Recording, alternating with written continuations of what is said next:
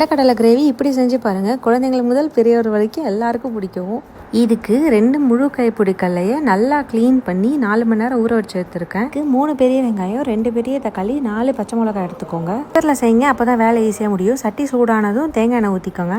2 ஏலக்காய், 4 கிராம்பு, 2 பிரிஞ்சி இலை போட்டு நல்லா சூடானதும் நம்ம கட் பண்ணி வச்சுருக்க வெங்காயத்தை சேர்த்துக்கலாம். வெங்காயம் கூடவே பச்சை மிளகாவையும் சேர்த்து நல்லா கலர் மாறுற வரைக்கும் வதக்கி விட்டுக்கிட்டே இருங்க. வெங்காயம் நல்லா வதங்கினதும் ஒரு முழு டேபிள் ஸ்பூன் இஞ்சி பூண்டு பேஸ்ட்டு அதோட பச்சை வாசனை போகிற வரைக்கும் நல்லா வறுத்து எடுத்துக்கலாம். அதோட கலரும் மாறி நல்லா ப்ரௌன் கலரில் ஆகிடும். இப்போது 2 தக்காளியை கட் பண்ணி மிக்சியில் போட்டு நல்லா மைய அரைச்சிக்கோங்க. அரைச்ச தக்காளி பேஸ்ட்டையும் சேர்த்துட்டு நல்லா எண்ணெய் பிரிஞ்சு வர அளவுக்கு கொதிக்க விட்டுட்டு தான் மசாலா ஆட் பண்ணணும்.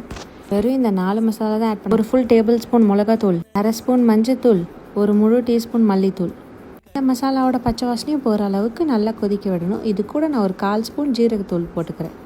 இப்போ ஒரு மிக்சியில் 5 முந்திரி, 15 மிளகு, ஒரு 2 ஸ்பூன் தேங்காய், இது கூட நம்ம ஊற வச்ச கொண்டக்கடலையும் ஒரு கைப்பிடி போட்டு நல்லா அரைச்சிக்கலாம். இதுதான் கிரேவியை கெட்டியாக்கும். அரைச்சி வச்சுருக்க பேஸ்ட்டை நம்மளோட எண்ணெய் பிரிஞ்சு வந்திருக்க மசாலாவில் சேர்த்துப்போம். இதில் 2 முழு கைப்பிடி கடலைக்கு 3 விரல் அளவு உப்பு போடுங்க, சரியாக இருக்கும். இப்படி அளவு மல்லி இலை சேர்த்து 3 விசில் வர வரைக்கும் சிம்மிலே வச்சு விசில் போனதும்